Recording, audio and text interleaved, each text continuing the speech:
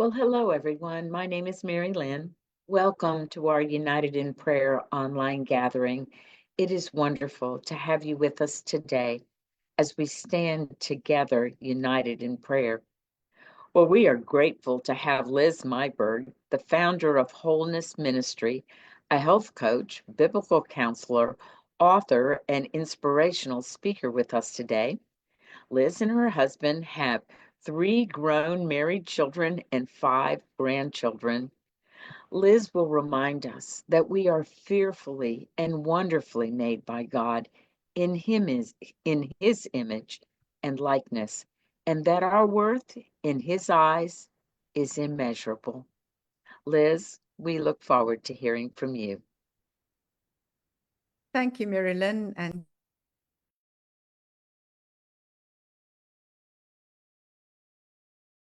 a blessing even afternoon for all of us.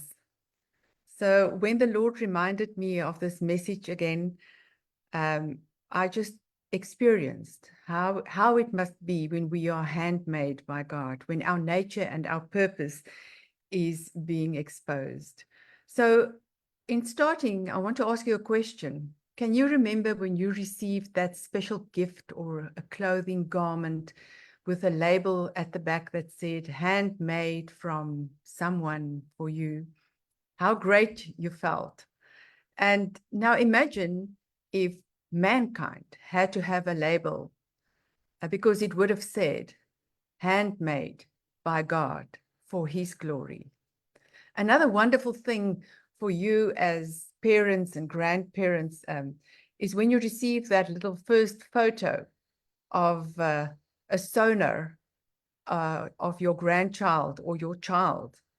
And it's not only an indication of an offspring, but it is a little being that's being made in God's image and God's likeness.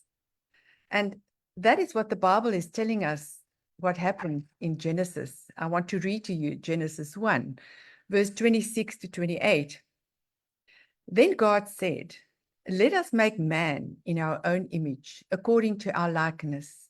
Let them have dominion over the fish of the sea, over the birds in the air, and over the cattle, over all earth, and over every creeping thing that creeps on the earth." So God created man in his own image. In the image of God, he created him. Male and female, he created them. Then God blessed them, and very importantly, and God said to them, "Be fruitful and multiply, fill the earth and subdue it.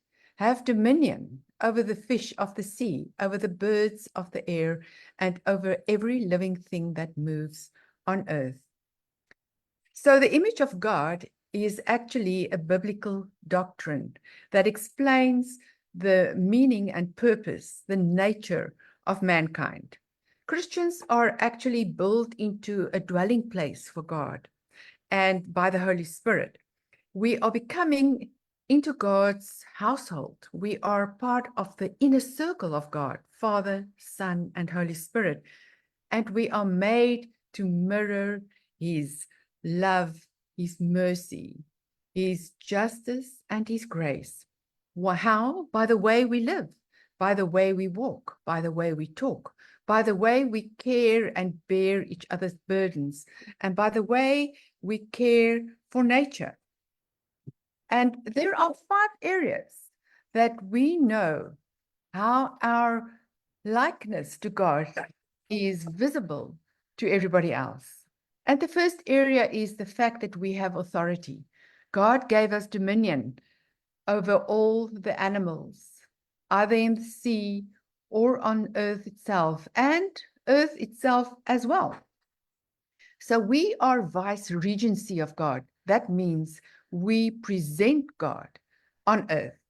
The second area is man was actually made to have covenant communion with God. God added that he made us male and female.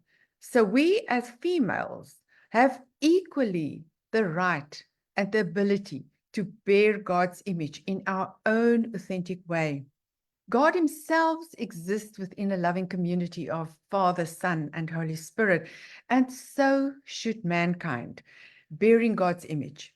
It is an example for us that our relationships should also be in unity, love, and trust. And the other area that's so important is that we are accountable to God for how we live this out. We understand that God has standards and purposes, and that we should acknowledge that, living out this image of God and likeness that we have. We are immortal beings, and it involves that we should care in God's way so that God will have a blessing and peace in all beings on earth. It further means that we are there to do good in everything, in our actions, in our words, and in our decisions, in all our thoughts, and the way that we treat people and nature, and of course ourselves. But most importantly, it is seen in our renewed mind. Now, Colossians 3 verse 10 says, and have put on the new man, who is renewed in knowledge according to the image of him who created him. So we are being renewed also in our knowledge so that we can know God. And I don't know if you know this, but creation is actually there to reveal God to mankind. God has put it in us. This image of God that we have in us makes it an ability that we can see God in creation. You know how great it is when you move in nature, how you actually experience God in any way that you like to experience nature.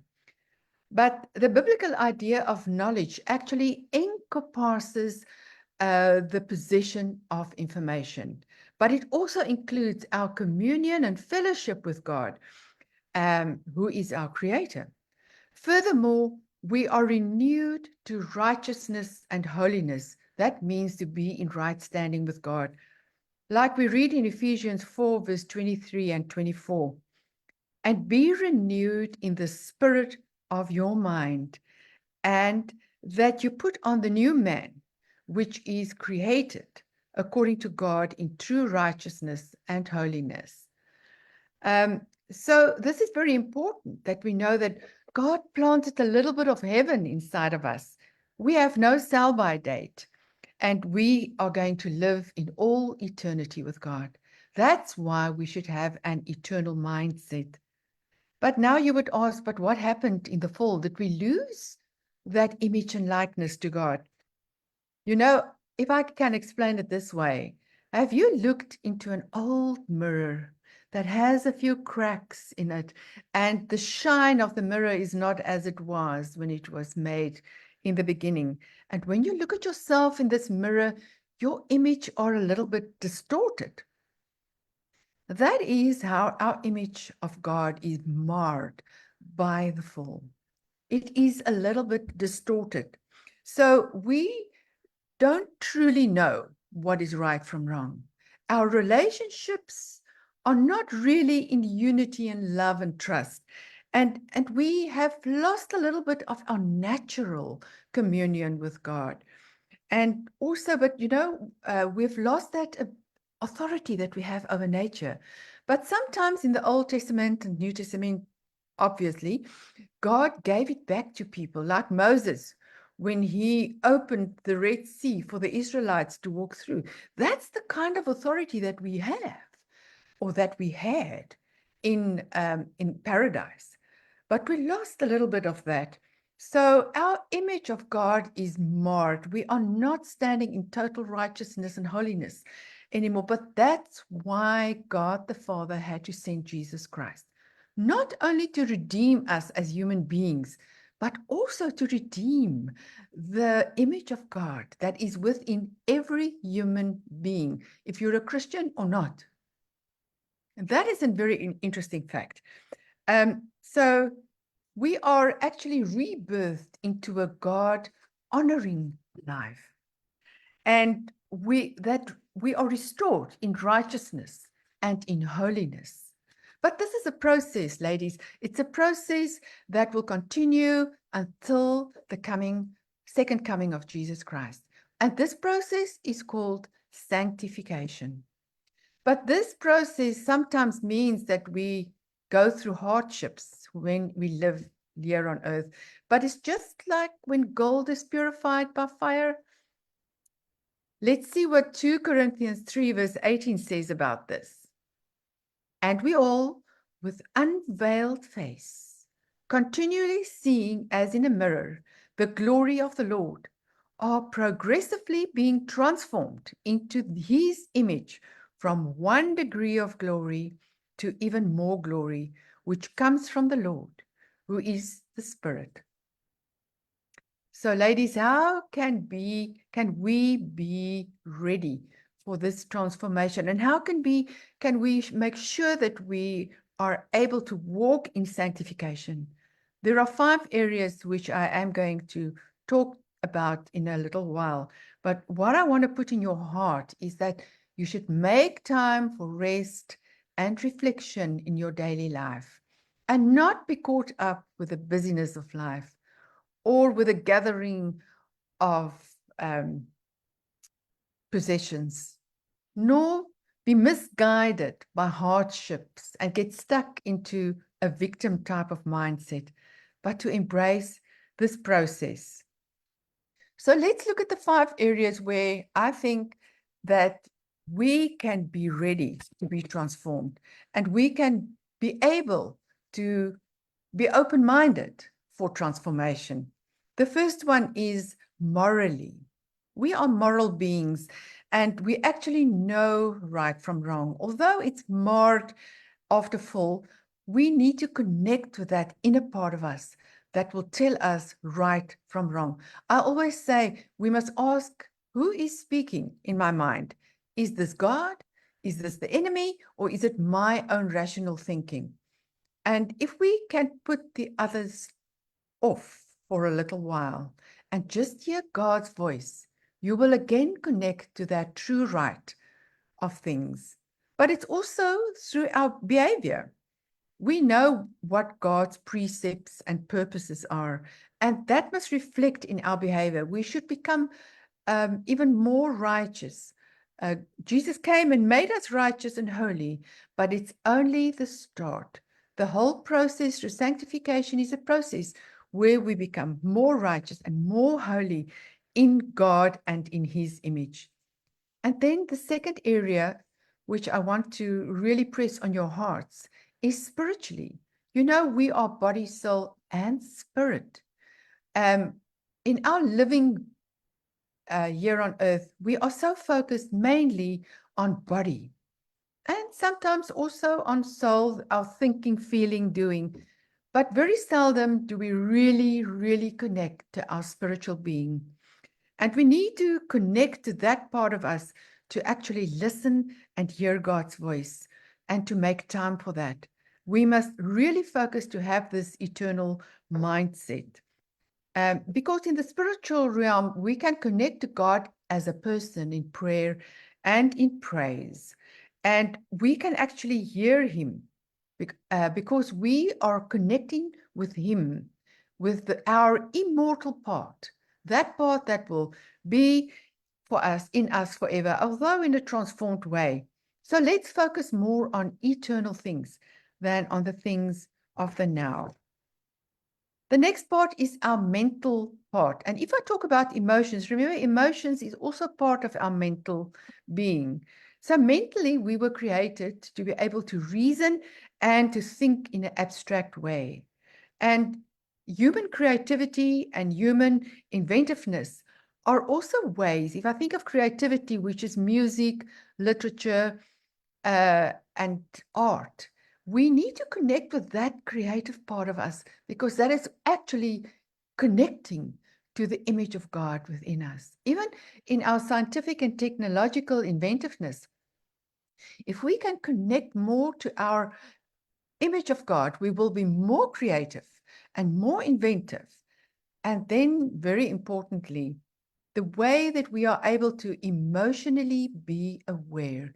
You know that you know when you phone someone, or that the Lord puts on your heart to phone someone, that emotional connection that you feel to do something today, that is part of your image or your likeness of God. And we should listen to that voice and be more attentive to it.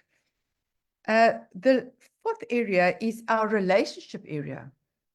God demonstrated through his relationship with Father, Son, and Holy Spirit in unity, trust, and love, how our relationships actually should be.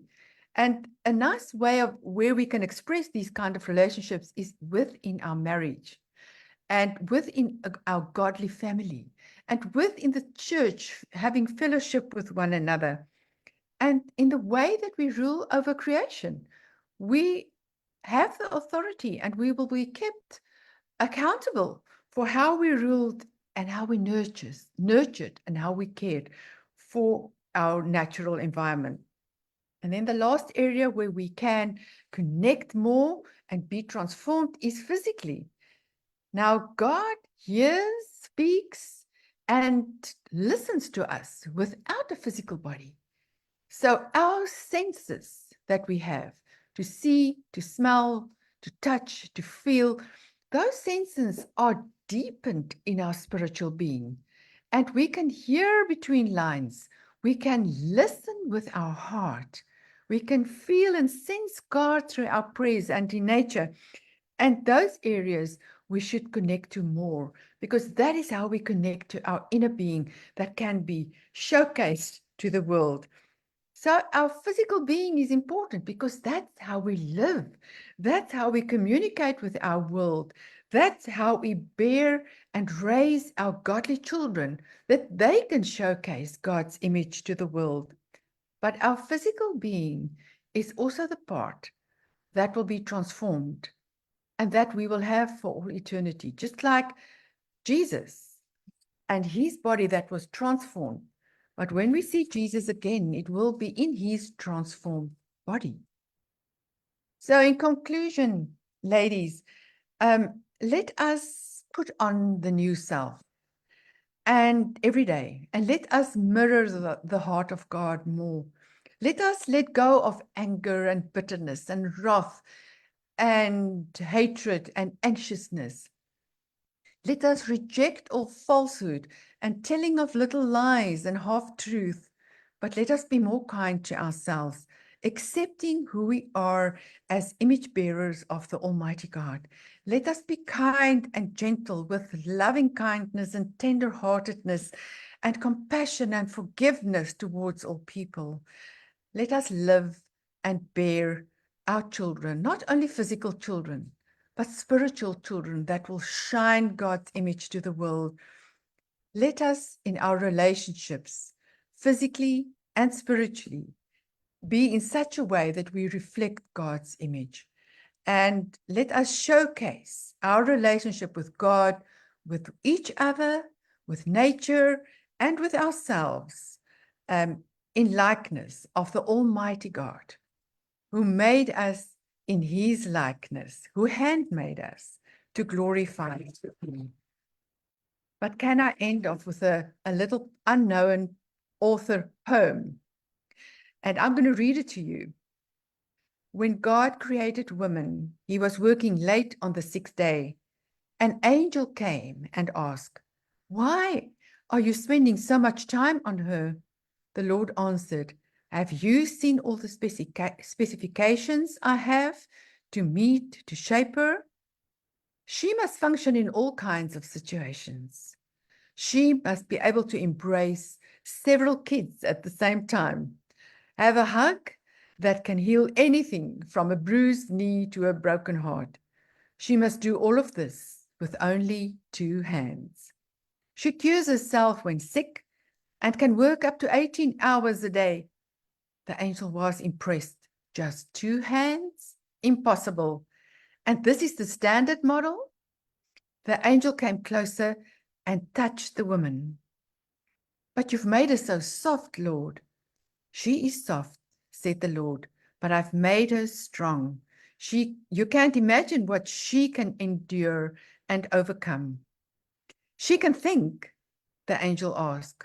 The Lord answered, not only can she think, she can reason, and she can negotiate. The angel touched her cheek. Lord, it seems the creation is leaking. You've put too many burdens on her. She's not leaking. It's a tear. The Lord corrected the angel. What is it for? Asked the angel. The Lord said tears are her way of expressing her grief, her doubts, her love, and her loneliness, her suffering, and her pride. This made a big impression on the angel. Lord, you are a genius. You thought of everything. A woman is indeed marvelous. The Lord said, indeed she is. She has strength that amazes a man. She can handle trouble and carry heavy burdens. She holds happiness, love, and opinions. She smiles when she feels like screaming. She sings when she feels like crying, cries when she's happy, and laughs when she's afraid. She fights for what she believes in. Her love is unconditional. Her heart is broken when a next of kin or a friend dies. But she finds strength to get on with life. The angel asked, so she is a perfect being? The Lord replied, no. She has just one drawback. She often forgets what she's worth. May we as women know that we are equally created to carry the image of God, and that we shall embrace this process of transformation through sanctification and be completely restored when Jesus comes again in body, in soul, and in spirit. Amen. I will pray for us now. Dear Father, Jesus, Holy Spirit, we are truly humbled when we acknowledge that we are carrying your image and we were made in your likeness. Oh Lord, help us to be filled with this appreciation and with gratitude that you have made us in your likeness. Thank you, Lord, for all your love, all your grace, all your mercy that you have put into us.